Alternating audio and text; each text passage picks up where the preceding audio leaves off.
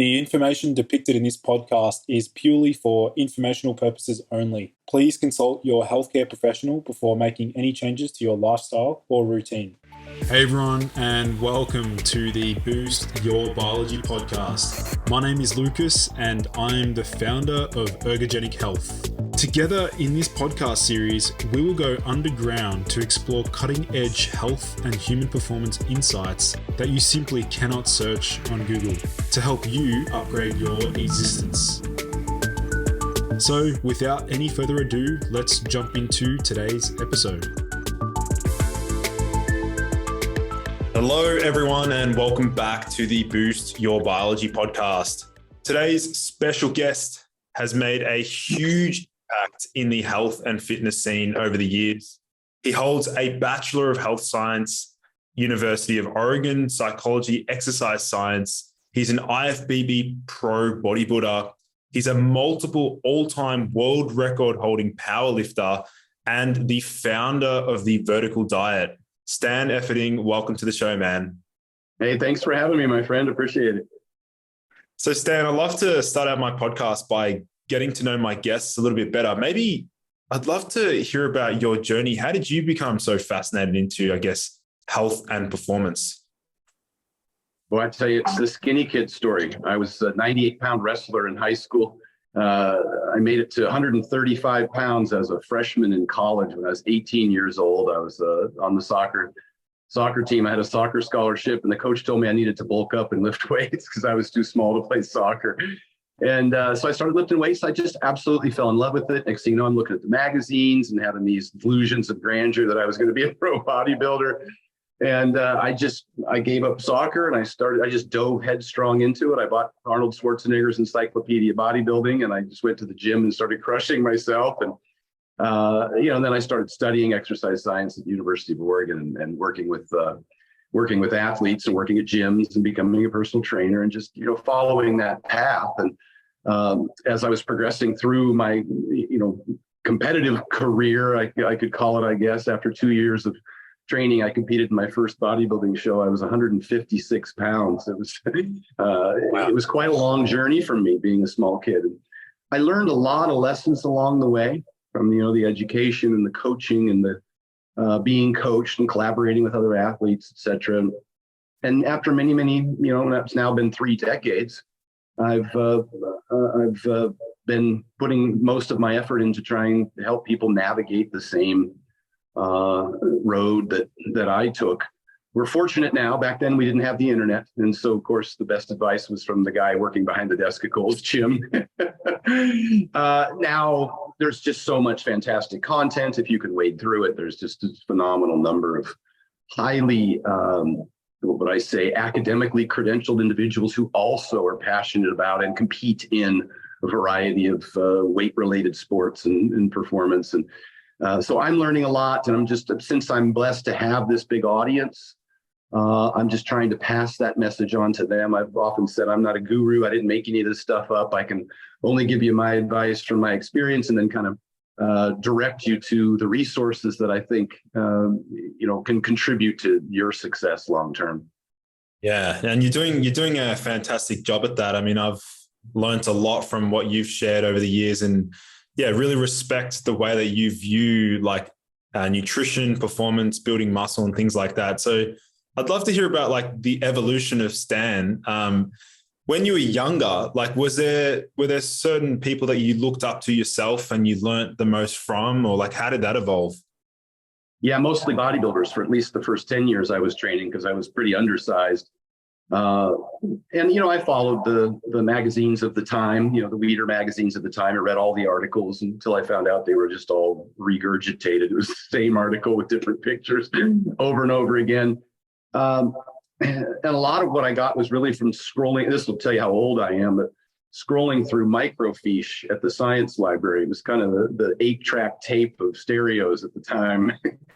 And some of the younger guys won't even recognize 8-track tapes when I mention it. But back when Atari was still in existence and the internet did not exist.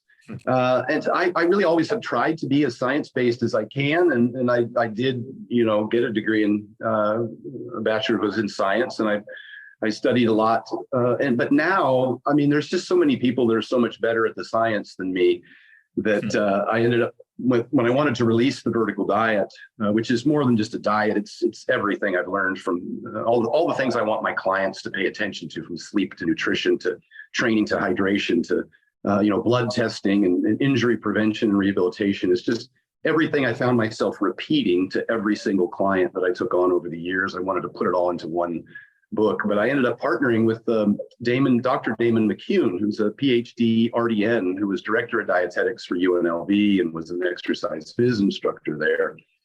And we sat down, we spent hundreds of hours and put, I think now, over 500 references to articles, videos, and peer-reviewed published research in the book, just to make sure that we were giving good information. But it does evolve over time. And so my vertical diet ebook, which originally came out some 7 years ago, with the first edition, is now Vertical Diet 3.0, and the 4.0 is being released shortly, because things change, and the thing I respect the most about some of the people that I follow in the industry is that they often update and say, hey, I used to believe this, and now the evidence suggests otherwise. And I like that people aren't dogmatic about some of the things that they used to believe.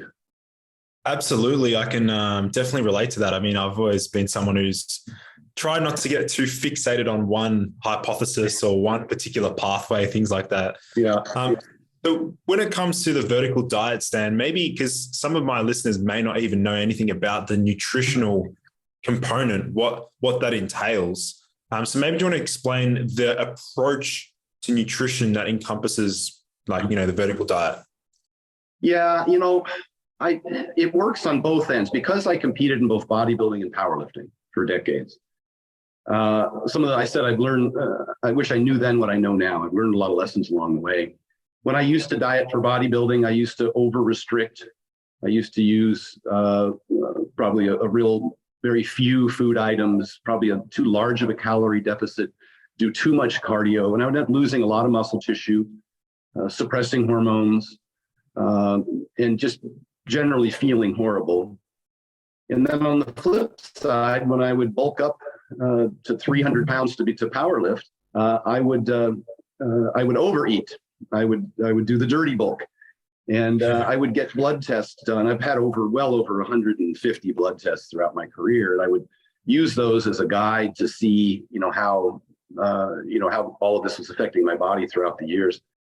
And there was just some general things that I think applies to most people on both ends of the spectrum. And so with the dietary pattern, I kind of wanted to build the foundation first and foremost, a healthy dietary pattern, which is what everybody kind of references now. It's not an individual food necessarily. It's not a good food, bad food conversation. And so I tried to build this foundation. And of course, you just write down the list. Calories are king. If you want to lose weight, you got to be in a deficit. You want to gain weight, you got to be in a surplus. And then after that, probably the second most important would be protein intake for retaining the muscle tissue, of course, in conjunction with a resistance training program. And then micronutrients beyond that, because we know that, the carbon and fat, but really for weight loss, where you put them is a matter of personal preference. They don't seem to have a significant impact. They may on performance, however, which is why I do make the recommendations I do in terms of carbohydrate consumptions for people who are highly active. And then the micronutrients are important, getting sufficient potassium and calcium and magnesium and vitamin D. And I try and do food first on most of that. I've always said shakes are for fakes, eat steaks. It's not an attack on supplement industry. It's just that I like to start. There's a hierarchy as far as I'm concerned on what is most important. And most whole foods have a bevy of micronutrients that I think you can't get from a powder necessarily.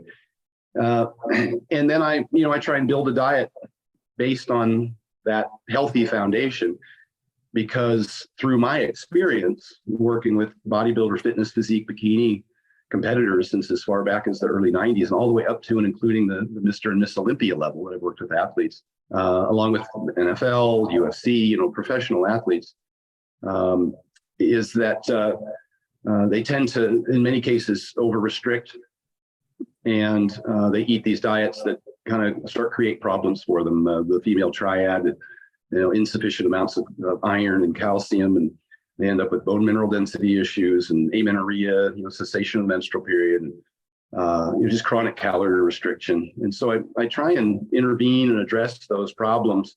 Unfortunately, most of the time, these people come to me after they're already experiencing that, and they've rebounded from a pretty terrible experience dieting. And so some of the recommendations I make are kind of based on my experience with those competitors. And then on the other side, the Hafthor Bjornsons and the Brian Shaws of the world, who are, just huge. And then when I was powerlifting, people who get metabolic syndrome and end up with fatty liver disease and high cholesterol and high blood pressure and high blood sugar. And so a lot of what I go into in the vertical diet is to really mitigate damage. I've said that if you want to be healthy, don't compete first and foremost, because people will put themselves through, whatever to achieve their goals. And so I try and understand that I still want them to achieve their goals, but I think there's a pathway that can be taken that can minimize some of the unnecessary detrimental effects on either extreme dieting or bulking on either end. So that's kind of what I try and break down. And I quickly move past information and into execution. What I mean by that is that I don't think most of the stuff I say is particularly groundbreaking in the book. It gives you a good foundation for what you should follow. But I think being able to follow it, what I say is compliance is the science. Once you have a plan in place, are you able to execute it? And I spend a lot of time focusing on that. People dieting, obviously, satiety is one of the huge issues. And people bulking, at the same time, being able to eat all the food that you need to eat. And then even the training component, it should be something that is that you're able to comply with and isn't to such an extreme that you just give up. So I spent a lot of time in the book talking about little tips and tricks that help me adhere to, discipline, consistency, time management, and actually affecting the plan. Yeah, awesome. With some of the things you mentioned there, Stan, in regards to the fact that you've done many different blood tests over the years and you've experimented with different diets and things like that, what have you seen from your own experimentation, whether that be by pushing up the carbohydrates super, super high, or manipulating your fat intake? How is that reflected in your blood work? Well, first and foremost, I think what most of the I think most qualified academics in the industry understand is that the vast majority of health benefits are realized simply from weight loss itself, if you're overweight, and maybe even some weight gain if you're underweight. I just had a woman yesterday who was averaging 130 pounds and had a serious digestive problem, went down to 112, and is now experiencing a host of medical problems as a result of that. So being underweight is a problem, being overweight is a problem, and normalizing that weight seems to remedy most of those problems. It's not a particular supplement per se, and maybe there are some nutrient deficiencies that exist, particularly in people who are dieting, chronic dieting.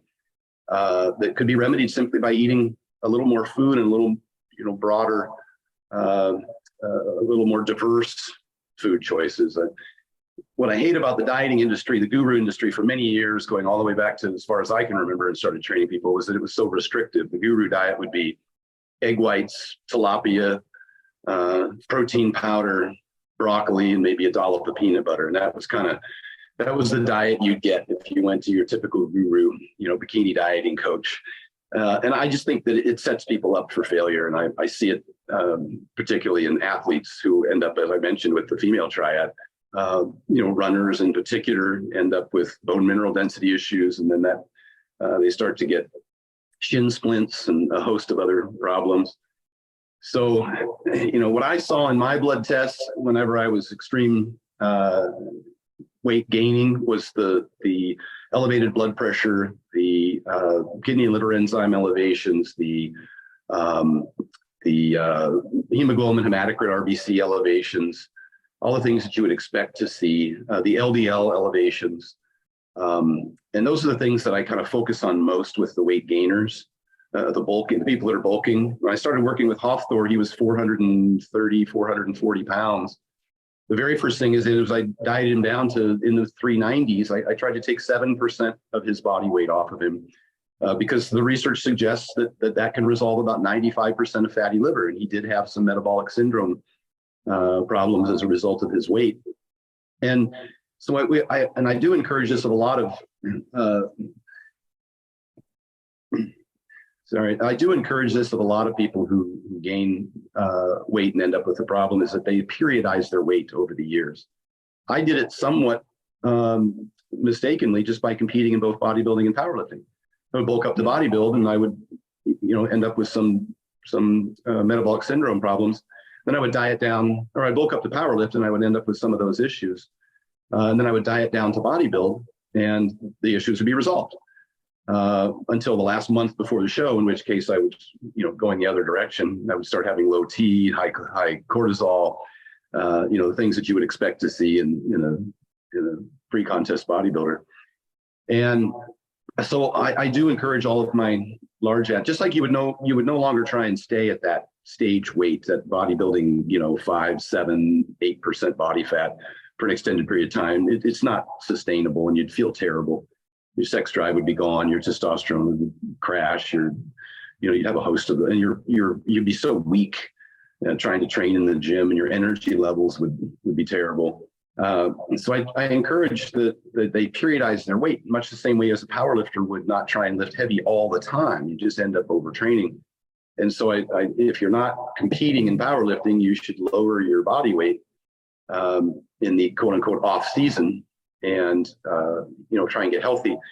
And then there's some things you can do, even in the absence of calorie restriction or weight loss. A lot of those guys end up suffering from sleep apnea. So we get a CPAP. It's life-changing. And I don't make any money saying that, but it's absolutely almost within a day or two, life-changing. And you can bring your blood pressure down by up to 20 points. It's enormously significant. How high the blood pressure can raise with a severe apnea problem.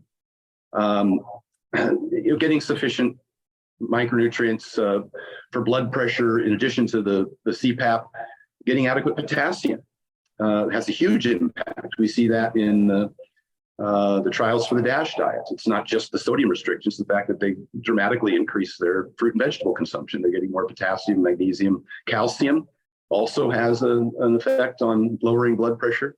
And then little things like the 10-minute walk that I've been talking about for almost 10 years now. People think it's so funny, but you see Brian Shaw and Hafthor Bjornsson, after every single meal, they'll take a nice brisk 10+ minute walk. And it definitely helps with postprandial glycemia. It definitely helps with digestion, helps with blood pressure, because high insulin leads to high blood pressure, causes high blood pressure. All of this. So I'm just spitballing here, but it's the blood tests tell you a lot. They tell you a significant amount that you wouldn't otherwise be able to tell. Absolutely. Actually, if we look back a number of years ago, Stan, you were the one who actually influenced me to buy a treadmill desk.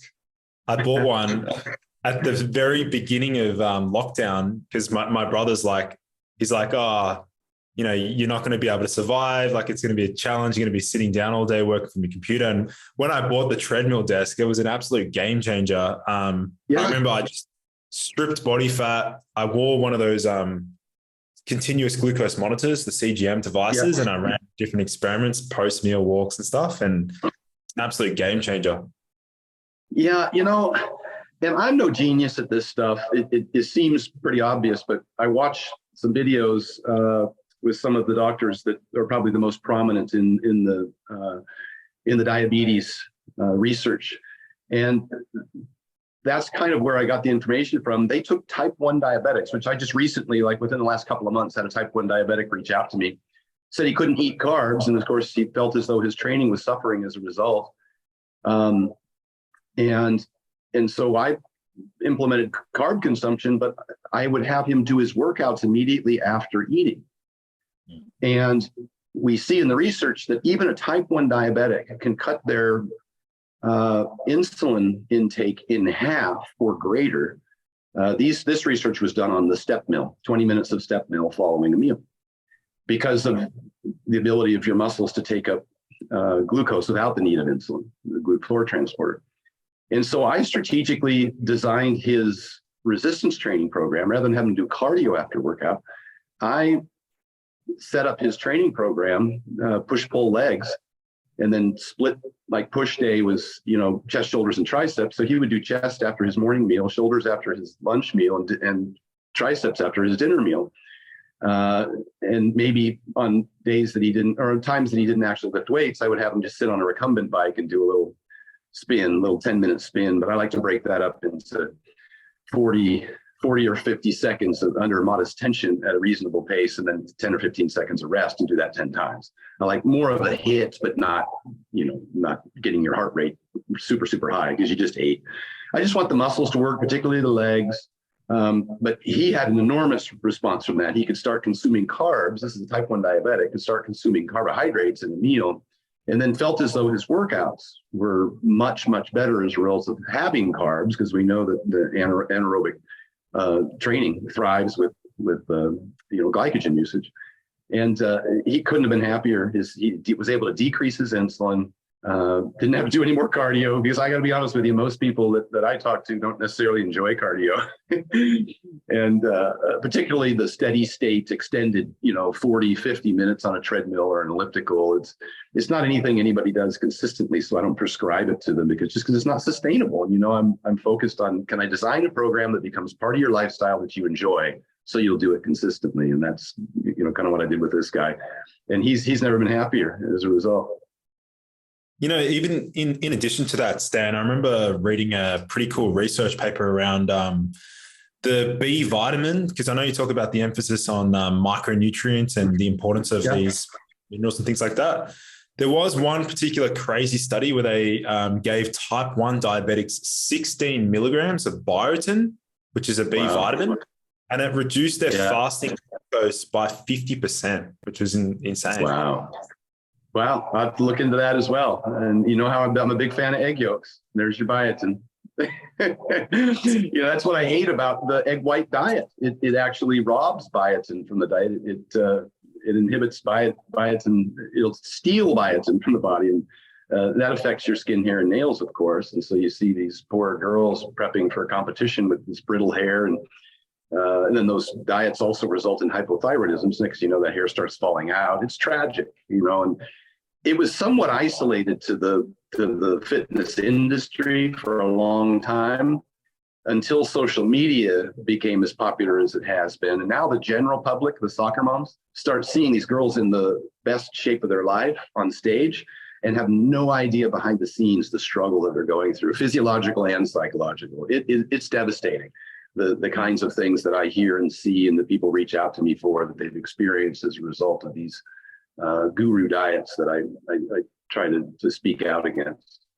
So what about, I'm curious, Stan, like if somebody were to approach you and ask you about your opinion on like the vegan diet, for example, I'm sure you've had a number of athletes over the years that have like said, hey, Stan, like help me prep for competition, but I'm vegan. Like, what do you usually say in that situation? Well, I have a chapter in my ebook on vegetarianism and veganism, and I've trained athletes, as you mentioned, up to and including, vegans in competition, bodybuilding, powerlifting, and the like. And it can be done. My biggest concern is the adherence. It is more difficult to comply with. I do have some reservations about pregnant mothers, nursing mothers, adolescents, pubertal kids. I do have some serious concerns. It's hard enough to get them to eat a diverse, healthy diet anyhow. And then when you start eliminating some of the most bioavailable, nutrient-dense, protein-dense foods, I know that the challenge with vegan is just by its very name, it's an animal rights organization. It's not necessarily a diet per se. Vegetarianism is much, much easier to comply with, because you can get lacto-ovo and they can have milk or eggs, or you can get pescatarian and they can have fish. Vegetarian is much, much easier, I think, to comply with. I'm a big believer. I have vegetables in my diet. I eat fruits and vegetables. I think it's important to get fiber in the diet. And we can go into a whole conversation about its benefits for health and LDL and all that. But I don't discourage them. It goes into, can you comply with it? And it is a healthy vegan diet. Oftentimes, vegan and vegetarian folks will speak about meat consumption, but they'll be talking about the standard American diet, which it's not necessarily the meat, it's everything that goes with it. And we know that a lot of this research is confounded by the healthy user bias, showing us that people who tend to eat more red meat also tend to smoke more, drink more, weigh more, and exercise less. But if you take healthy individuals, whether you're looking at the Mormons, whether you're looking at the study that was done on whole foods, omnivores versus whole foods, vegetable-based versus whole foods meat-based, we found equivalent outcomes, and we consistently see that if sufficient fiber is being consumed and sufficient whole foods, and you comply with all the other things as mentioned, your weight management and regular exercise, and we see comparable outcomes. And so I don't discourage folks from doing so, and I try and guide them through. Some of the more prominent vegan influencers have similar recommendations in terms of supplements that are necessary. I would suggest if you're going to supplement a vegan diet and get your, obviously your B12, probably some calcium, creatine, there's other things that you possibly should supplement if you're exclusively vegan. That by the same token, if you're eating a decent amount of red meat and you eat a healthy whole food diet, that probably where some might fall short is in fiber. You could just as easily go get some psyllium husk, and that would be your supplement. Put a little bit of that into and eat that daily. As long as you're getting your 12 to 14 grams per 1,000 calories, I think you cover your bases there as well. So as long as we're talking about a healthy dietary pattern, whether it be vegetable-based or omnivorous, meat-based, I think that both parties can thrive. We learned a lot recently, I think just in the last few years, from some of the research, trying to remember the labs up in, was it Stu Phillips? If I've got that correct, talking about the outcomes. We used to talk about protein quality, right? And we would emphasize the protein quality that you might have to eat a little more vegetable protein in order to get a sufficient amount because of the bioavailability, the absorbability of it, and maybe mix and match the amino complexes in protein so that you had a full amino acid balance. But maybe 20, 30% more total protein than you'd have to get from an animal source. But now we're seeing in terms of outcomes, actual studies on people who weightlift and how much muscle do they accrue and strength. If you can satisfy the total amount and get sufficient leucine, then particularly with the supplements, whether it's soy or pea or some others, which certainly have enough leucine, enough protein content, you can build muscle. And then maintaining a calorie surplus can be a little more difficult potentially. So all of those things still apply, and you can definitely do it. I would argue that it would be more difficult and maybe not as enjoyable. Yeah. And that's kind of where I weigh in. Yeah, no, it makes complete sense. As far as I know both you and I, we understand and recognize the importance of bioavailable nutrients found in different animal proteins. For example, I believe eggs, one of the top most highly bioavailable sources of amino acids. When it comes to organ meats, for example, again, we know very rich in bioavailable vitamin A, copper, zinc, things like that. Do you think that, I'm curious to know, you think if in the next maybe 5 to 10 years, maybe we'll still uncover hidden compounds found within these animal proteins and animal organ meats, for example, unknown peptides, unknown compounds that we're only just now, starting to uncover? It's possible, because you're right. There has been a lot that we've discovered about some of these, not just the vitamins and minerals we're aware of, but the cofactors that help with absorption and help with preventing overdosing, like we saw with the Linus Pauling era, when he was just taking singular vitamins, vitamin E, vitamin A, and you'd end up with toxicity levels because there weren't the cofactors that helped manage, the toxic levels. I would suggest that there are a couple of organ meats, liver in particular. Be cautious how much you consume, iron and vitamin A in particular, depending on the individual's propensity to accumulate those.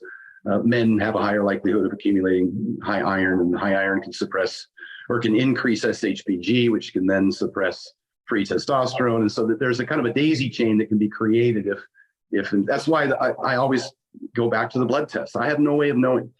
I had a female high school softball player. I was working in Arizona a few months ago, and her parents were saying that her performance has suffered recently, and she's been tired, and her sprints times have gone down, et cetera, et cetera. And I asked if she got a blood test, and they did, and sure enough, she was anemic, and that's a very quick way to lose performance and energy. And so, in her case, in a lot of women's cases, adding in red meat, combining it with a non-heme source. In this case, we threw in some spinach and a vitamin C. The three of them together seems to dramatically increase iron absorption. And then we avoid calcium in that meal. And so we had to break her meals up into her iron heavy meal and then her dairy heavy meal. We would alternate them throughout the day. And I'm telling you, it can take a while to get your iron levels back up, but your energy and your general sense of well-being, within a week, you're feeling a lot better. And she was performing better, had more energy. And so I don't know if I diverted into a singular case, but yes, I think there's lots that we're still learning, which is why I do like to have more diversity. I thought it was interesting when some of the academic community asked me about my low FODMAP recommendations, because it does tend to, it is a restriction diet. But my response is, as compared to what? How many bikini competitors have you trained in your life? Because a low FODMAP diet is really addressing a bigger problem for a lot of these female competitors in particular have chronically restricted their food choices for so long that their gut microbiome. We saw this in the Sonnenberg studies out of Stanford, that they had different results. They would feed more fiber to people, and a third of them would thrive, and a third of them would have no change, and a third of them would actually get worse. And that third that gets worse is generally the people that I was training for decades, is the ones who had over-restricted for a long period of time, and their gut microbiome diversity had significantly decreased. And so they can't respond very well to fiber, and then they get a guru coach that tells them to eat all these cruciferous vegetables, and they end up with horrific digestion issues. And so the low FODMAP diet was a recommendation for them, but at the same time, I'm including a calcium source from dairy, and I'm including fruit, and I'm including red meat, which is often excluded from these diets, and including the egg yolk, which is often excluded from these diets. And so I thought I was more inclusive, and the FODMAP recommendation gave them more choices of other fruits and vegetables to eat that wouldn't cause as much gas and bloating.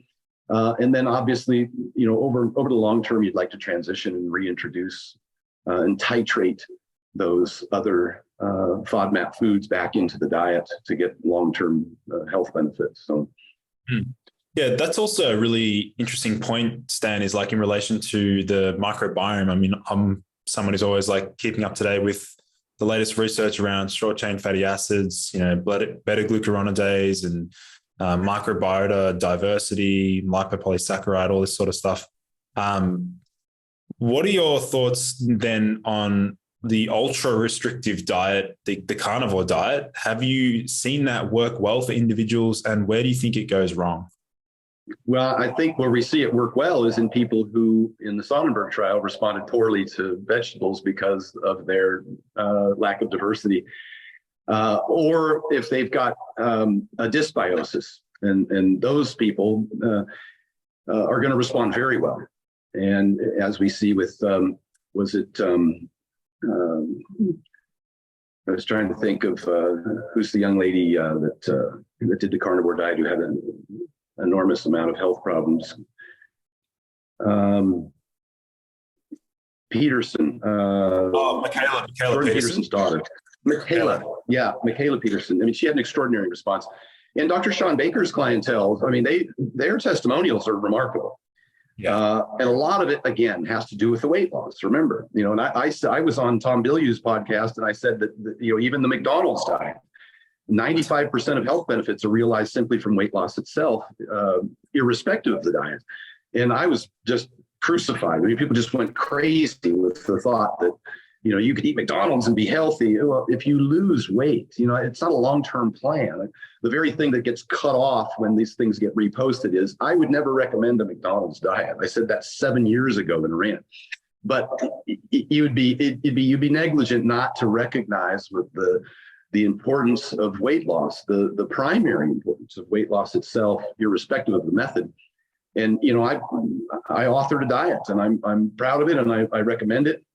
But at the same time, I know that even a liquid diet outperforms any other diet for diabetes remission in the shortest period of time. Within a week, significant weight loss has to be associated with that generally. But so there are, and I say this about keto too, there are interventions like in the emergency room. You've got a bullet wound and a scratch on your toe. Which are you going to go after first?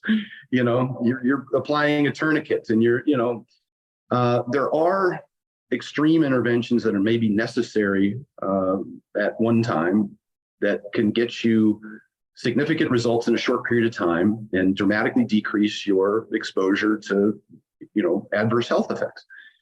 Long-term, how sustainable is it? And is that gut microbiome diversity being compromised to the point that, like you said, you're limited with the short chain fatty acid production and a host of other things that we know a good diverse microbiome contributes to. Part of that same study, the Sonnenberg study, a subsequent study, they looked at fiber increase versus fermented foods. And you may have seen the results of that, showing that almost everyone eating the fermented foods had an increased diversity of their microbiome, whereas the fiber people it was dependent upon their condition going in. And so that would be a great opportunity for people to put fermented foods into their diet if they wanted to start working towards some resolution. Absolutely. Yeah. As far as I'm curious to know, Stan, and I'm sure this has happened to you before, in regards to your opinion on a certain aspect of nutrition, have you personally done a complete 180-degree flip where you've been like, I originally thought this, and now maybe 5-10 years later, you're like, actually, no, it's the opposite. Has that ever happened to you? Yeah. No, I tell you, I've had a similar, ever since way back in 1991, I won the Mr. Oregon, and I was drinking milk and eating lean beef all the way up to the show. I just went from 2% milk to 1% to skim. And I went from, ribeyes to top sirloin to grass-fed, round steaks. And that's the same thing I did 2 years ago with Nadia White, who took third in the Miss Olympia. I just started decreasing the fat content of her foods as I got closer to the show. Not that fats are unhealthy, but it's just, I want to keep the carbs in for performance, because as soon as their strength and their gym performance starts to decline, then I lose muscle mass. And that's the goal of that competition. So, and then about 10 years ago, I wrote an article. I don't know if it was called "You Don't Grow in the Gym" or the 99% Rule, but I think it was called "You Don't Grow in the Gym."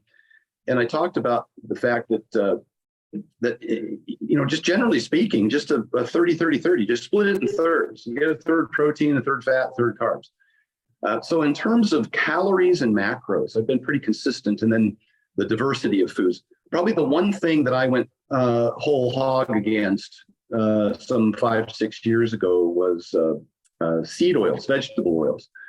But I said in the video that I have a bias because I'm allergic to them. I get severe gastric distress. I get really bad diarrhea. And when I eat seed oils, canola oil, I can't eat deep fried food.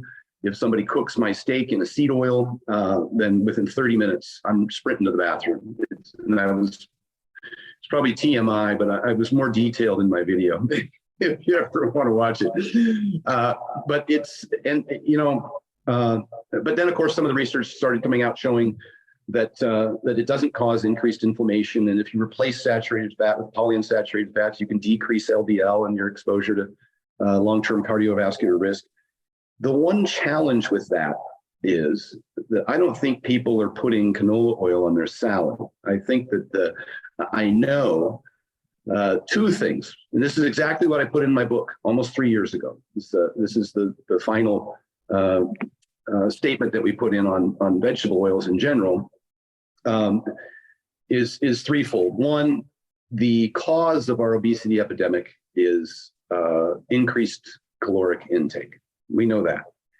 And that is from the availability of ultra-processed, highly palatable ultra-processed foods and our overconsumption of those. 70% of the seed oils we consume are in those ultra-processed foods. So if you wanted to demonize a particular ingredient, which I'm loath to do anymore because I've taken plenty of shots for it, claiming that canola oil is poison. It's a poison to me. But peanuts are a poison to some people, but I can't suggest that nobody eats peanuts. There are, different people respond to different food allergens.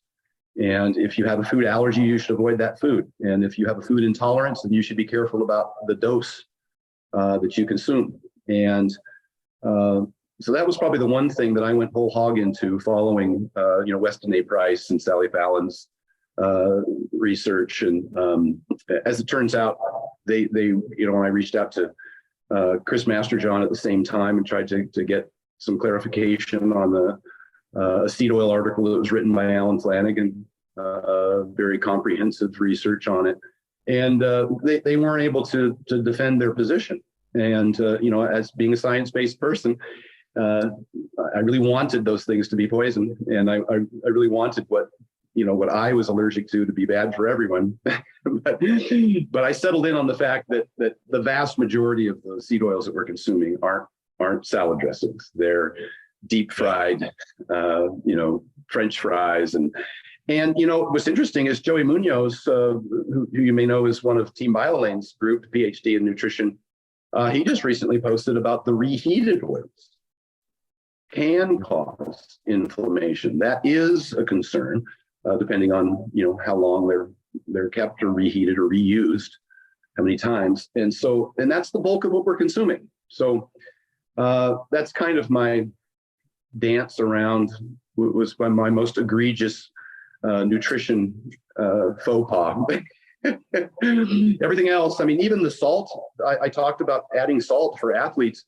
It's exactly what Layne Norton said, that heavier people who sweat more and train more need more sodium. And as it turns out, I just posted a more recent interview by one of the lead researchers in Europe on it, and he said the very exact same thing. There's two primary conditions. Larger athletes can and should be consuming more sodium.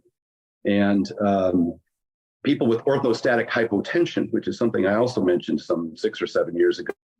And this is strictly from experience. I wasn't keen on the research at the time, but how many middle-aged or upper middle-aged women do you have to watch stand up from a leg press and hold on to something because they're dizzy and tell you that they're lightheaded before you start to figure out, hey, there's a problem here. You do a little research and discover it's low sodium. They're probably purposefully restricting salt because it's been demonized. Maybe they went on the DASH diet, but when they stand up from a seated position, this happens with elderly people quite often. They end up getting lightheaded. Their blood pressure can't adjust quickly enough. And the cure for that, for a great many of them, is to increase their sodium intake. And so I would tell my clients, hey, take 500 milligrams of sodium, a quarter teaspoon, a tiny little amount, right, before your next workout.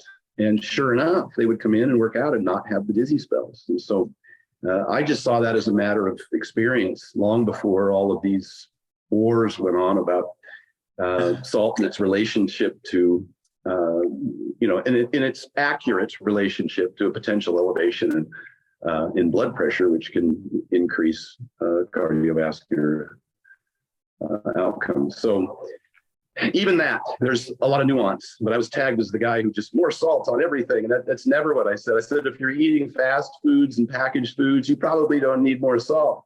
But if you're on one of these, bikini bodybuilder figure physique diets, eating only boiled chicken, then you can, and you're training every day and sweating, then you absolutely should put more salt in. Or like in the case of Lane Johnson at the Philadelphia Eagles, Dr. Sandra Godick from the Heat Institute would sweat test these people, and Lane was losing 5 grams of sodium an hour.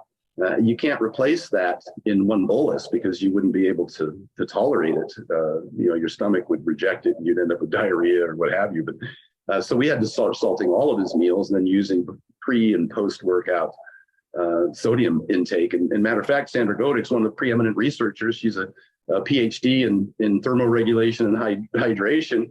She has a product called Levelin that has over 1,000 milligrams of sodium that you consume post-workout, which is consistent with the recommendations of Dr. Andy Galpin and the ISSN. I don't know why medical professionals started conflating my recommendations with sedentary, obese, hypertensive individuals. I just, it's foreign to me, but you can see it's a real sensitive issue with me. Oh yeah, look, when I first got into my brand is ergogenic health, and the term ergogenic, which I'm sure you're familiar with, is like anything that performance in the gym or like athletic performance. Right. And the first ingredient that I researched was salt and how like salt affects performance. So like, right. So like salt's great. Creatine monohydrate's awesome. Like amino acids are integral to sports performance. But now like looking at it from the athletic performance angle, just like you said, athletes that are restrictive in their diets, like for example, bikini athletes or those that are sweating a lot, can benefit tremendously from increasing their salt intake. And some of the symptoms of low sodium, as you suggested, orthostatic hypotension, fatigue, muscle weakness, dizziness, absolutely incredibly important points. Yeah. And I suppose if there's a third thing, it would probably be saturated fats. I think people misconstrued my diet to be, just red meat, and so that bacon and butter was a free for all. And I've, again, always recommended about 30% protein, about 30% fat, and the remainder carbs. I lower fats as I get close to competition if it's a diet situation. But I recommend lean fats, lean like top sirloin steak. And the saturated fat as a percentage of total calories of my diet has always been under 12, mostly under 12, 10%, which is, that's a recommendation by the American Heart Association. So that's been consistent as well, whether or not somebody misinterpreted my fervor for red meats to mean, ribeyes and bacon. That's someone who simply hasn't read my diet. Matter of fact, there was a medical professional, someone I respect in the industry, who was asked about my diet, who got on Instagram and started complaining about those things. And I asked him, I responded and I said, have you ever read the diet? And as it turns out, he had not. And he was making claims about the diet that simply didn't exist. And he goes, well, that's what I heard. And I'm like, wow, that's not terribly professional for a science-based individual to be making these kind of claims based on what you've heard. I'll be happy to send you a copy for free if you'd like to read it. But I've always recommended fats to be under 30% of total calories, and those fats to be less than a third saturated fat. So 30% times 30%, you're down to 9% total saturated fat in the diet if you follow my recommendations closely, which is consistent with, I think, some of the best recommendations. So those are probably the 3 areas which there's been some, I don't want to say confusion, but inconsistency. Yeah, makes sense. As far as I'm curious to know, Stan, like obviously you're continuously learning and adapting new principles and applying new methods, things like that. In the next 3 to 5 years, what are you excited to see more research on? Like in what area of health or performance are you really excited to see more research on? I gotta be honest with you. I don't know. I mean, I feel like so much of it has been covered so well. I think we've evolved from A lot of these over-restricted diets, whether, carbs are bad or fat's bad or what have you, keto, intermittent fasting, have gone through that. I mean, I watched Dr. Peter Attia, who I have a lot of respect for. He's certainly a brilliant individual, Stanford grad, Johns Hopkins oncology surgeon, certainly a lot smarter than me. But I'm patient. I've been around for 30 years. I've done keto diets many times. This isn't my first rodeo, right? And I've experienced all of the downsides from that, the keto flu and the salt, the electrolyte deficiencies and the muscle loss. And I've experienced that. And, I watched him piss on keto sticks for 3 years and report the results. And sure enough, they all come around. He's one of the most persistent of the group. I'll be honest with you. He's obsessive, but now he eats carbs. Mike Mutzel, I was on his podcast years ago, and I think he's a fantastic resource and a very smart guy, master's in biochemistry, I believe. He was intermittent fasting keto, very focused on that, and has since started introducing carbohydrates. Paul Saladino, who has kind of gone off the deep end with the vegetables are poison mantra, but he was keto intermittent fasting, and I appeared on his podcast and said, look, here's an important reason to eat carbohydrates. If performance is your goal, if maintaining lean muscle mass and lifting, being strong and having fantastic workouts and maintaining testosterone levels and avoiding, cortisol increases and sleep disturbances. If all those things are important to you, you'll start to incorporate a responsible carbohydrate intake, and like Mike Mutzel does around training now. And of course, Paul Saladino introduces fruit and honey into his diet all of a sudden. And probably the only holdout would be Dr. Sean Baker, and he's just a freak. I mean, he's 6'5", 265 pounds. I mean, deadlifting 405 for 20 some reps. I mean, he's a freak. He's definitely a freak. And I keep accusing him of clandestinely consuming carbohydrates that we're not aware of, but he swears he doesn't. But I think we've gone through quite a bit of an evolution in the last 5 years. I mean, we've seen the keto thing play its course, I believe. The Dr. Jason Fungs and the rest of them who've written their books, and it turns out that the science doesn't support the necessity of that kind of stream, or that is beneficial in nature. And it may be easy to comply for some people, in which case the weight loss that they experience is going to result in improved health outcomes. And we see that even in high cholesterol keto diets that are low in fiber. If they lose weight, they improve all their blood markers. And so, how can we suggest that that's not a healthy diet? But understanding that that's probably not long-term very easy to comply with is what my experience is. So I don't know. I've seen so much in the last 5 years, as have you, with our ears to the industry, reading all the research and watching all the professionals and some of the not so professionals, to be honest with you. I've never wanted to be that type of individual. I made a post years ago to Lane Norton. I said, look, or just a general, it was a Twitter post. I said, the vertical diet does not cure cancer and won't prevent COVID. I said, somebody please tell Lane Norton so I don't end up on Fuckery Friday. So I'm doing my best to navigate this, but at the end of the day, I'm a personal trainer. I'm a coach, and I try and get all the information I can so I can provide my clients the best information. I'm interested in outcomes, and I try and stay focused on that. And I guess that's where to finally now get around to the original question, which is, what do I hope we see happen in the next few years? I hope we are able to better improve our ability to help clients comply. And we know a lot already.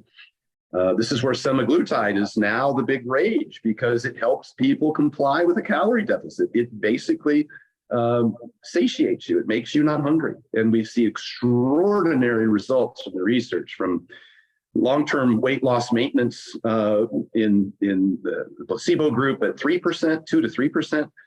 And in the semaglutide group, 13, 15, 16% results, which is just phenomenal. And I'm certainly not one to suggest there's anything wrong with that. If somebody needs a little help, I mean, I'm spent my whole career in the performance enhancing drug side of competing in powerlifting and bodybuilding. So I guess sometimes they say, if you're not cheating, you're not winning, right? But I always recommend semaglutide to those people who are having a hard time complying with their diets. It's to me, it's kind of a no-brainer. But I'd like to see some things, maybe psychologically, some of the things that we're already looking into. I have a whole section on satiety and all the different strategies that you can use. You know, we talk about increased whole food sources, increased high satiety foods like boiled potatoes and oranges, increased fluid consumption around meals. You know, just anything you can do, increase sleep just to decrease the ghrelin release, and all of those things that help make satiety a subconscious thing, because willpower is not a good strategy to maintain for weight loss long term. It's not, you're not lazy, you're not undisciplined. It's just damn near impossible to overcome your body's will and desire. And it will do anything and everything it can. I have an 8-year-old and a 10-year-old, and I know what it's like and that's what your body's like. It's like a child just trying to get what it wants, and it will do anything to get what it wants. And I've dieted down to single-digit body fat many times throughout my career. And I know what it's like to go to bed and just obsessively dream about food. And it's all you can think about when you're that hungry. And I would picture the pizza going through the slow cook, and the cheese boiling, and the pepperoni curling and browning at the end. I mean, it was vivid that I would sit there, and it's all I would think about 24/7, many, many times. And so I'm very empathetic, sympathetic, however you want to say it, to people who struggle with losing weight because of this appetite. And I'd love to see. Semaglutide is probably the leading, probably one of the most efficacious interventions that we currently have in that regard. And I would like to see more successful interventions, that could help people maintain weight loss long term. Yeah, some great points there, Stan. And just wanted to say thank you so much for coming on the show. If my audience wants to connect with you and keep up to date with your information and resources, where can they connect with you? Everything's at stanefferding.com, stanefferding.com. My Instagram is at Stan Efferding, and my YouTube, I have a bunch of those Rhinos rants, is also Stan Efferding. I have a nationwide meal prep company where my company makes meals and ships them out to doorsteps all over the country. And then the Vertical Diet 3.0 ebook is the current evolution of all this information that we discussed today, and much, much more. Fantastic. I'll make sure to leave those linked in the show notes. But otherwise, Stan, it was a pleasure chatting, man. We'll have to keep in touch. Thank you, brother. Appreciate you having me. Thank you. Thank you, everyone, for joining in to today's episode. For in-depth show notes and lessons learned, visit nofilter.media/boost your biology. This has been a No Filter Media production. Say what you want.